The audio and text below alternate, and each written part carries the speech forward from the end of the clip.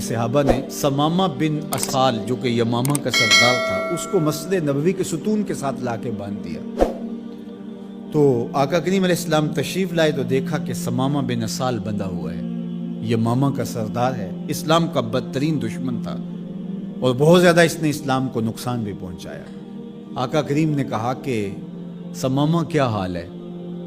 تو اس نے کہا کہ اگر آپ مجھے قتل کریں تو میرا قتل رائے گا نہیں جائے گا، اور اگر آپ میرے عوض کوئی مال لینا چاہیں تو آپ حکم کریں، میں کنگال نہیں ہوں کہ نہ دے سکوں، اور اگر آپ مجھے یوں ہی چھوڑ دیں تو میں احسان فراموش شخص نہیں ہوں، اس نیکی کا بدلہ دوں گا۔ حضور علیہ السلام نے کچھ نہیں کہا اور چلے گئے۔ دوسرے دن حضور پھر تشریف لائے اور پھر کہا کہ سمامہ سنا کیا حال ہے؟ اس نے یہی باتیں دوبارہ کی کہ اگر آپ مجھے یوں ہی چھوڑ دیں تو مجھے احسان فراموش نہیں پائیں گے، خاندانی شخص ہوں، اس کا بدلہ چکاؤں گا، اور اگر آپ میرے عوض کچھ لینا چاہیں تو کوئی کنگال شخص نہیں ہوں کہ کچھ دے نہ سکوں، اور اگر آپ جو ہے وہ مجھے قتل کر دیں تو کوئی معمولی شخص نہیں ہوں کہ میرا قتل یوں ہی بھلا دیا جائے گا، اس کے بدلے میں خون کی ندیاں بہیں گی۔ حضور پھر خاموشی سے گزر گئے۔ تیسرے دن حضور پھر آئے اور کہا سمامہ کیا حال ہے؟ اس نے پھر وہی باتیں کی کہ اگر آپ مجھے یوں ہی معاف کر دیں تو احسان فراموش نہیں ہوں گا، اور اگر آپ مجھے قتل کر دیں تو میرا قتل رائے گا نہیں جائے گا، اور اگر آپ یوں ہی چھوڑ دیں تو پھر اس کے جواب میں میری طرف سے جو رد عمل ہوگا وہ بھی دیکھنے والا ہوگا۔ تینوں دن یہی بات کہی، لیکن حضور تینوں دن اس کی گفتگو سنتے رہے۔ اچھا موقع ہے، ایک شخص آیا ہے اور بدترین دشمن ہے، اس کی کونسلنگ کی جائے، اس کو سمجھایا جائے، لیکن ساری باتیں باتوں سے نہیں ہوتی، کچھ نگاہوں کے فیصلے بھی ہوتے ہیں۔ تیرا علاج نظر کے سوا کچھ اور نہیں۔ حضور نے کچھ نہیں کہا، اور تیسرے دن جب حضور نے کہا کہ اس کی رسیاں کھول دو تو اس کی رسیاں کھول دی گئی، تو وہ باہر جاتا ہے، قدم اندر کو اٹھتے ہیں۔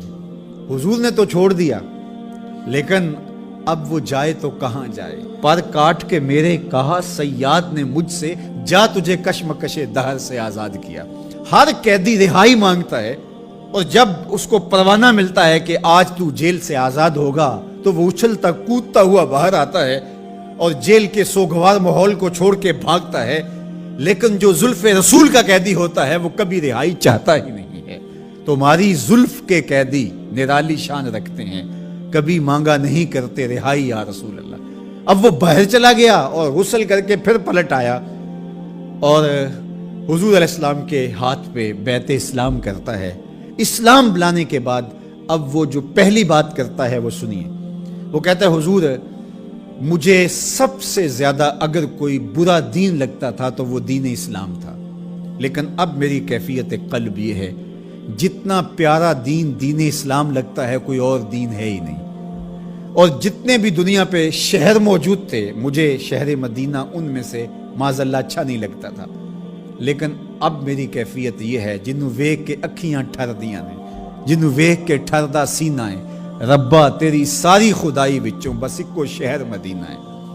تیسری بات اس نے حضور کے چہرہ انور کے بارے میں کہی کہ پہلے آپ کے بارے میں میری رائے اچھی نہیں تھی، اور اب آپ کے چہرے کو دیکھتا ہوں تو ٹھنڈ پڑتی ہے، روح کو قرار ملتا ہے، ایسا سونا اور حسین چہرہ مجھے کائنات میں کہیں دکھائی نہیں دیتا۔ مکھ چند بدر شاہ شانی ہے، متھے چمک دی لاٹ نورانی ہے، کالی زلف تے اکھ مستانی ہے، مخمور رکھی ہن مد بھریاں۔ اب اسلام لانے کے بعد جو فوری تبدیلی اس نے محسوس کی اس کو بیان کیا۔ حضور کائنات میں سب سے محبوب چہرہ اگر مجھے نظر آتا ہے تو وہ آپ کا ہے۔ تو ادھر ایمان لایا اور ادھر دل میں یہ تغیر اور یہ تبدیلی پیدا ہوئی، تو ایمان کے ساتھ جڑی ہوئی محبت ہے۔ جب محبت ہوگی تو پھر ایمان ہوگا، اور اگر محبت نہیں ہے تو ایمان کی نفی کر دے گی۔ لا یؤمن احدکم حتی اکون احب الیہ من والدہ و والدہ والناس اجمعین۔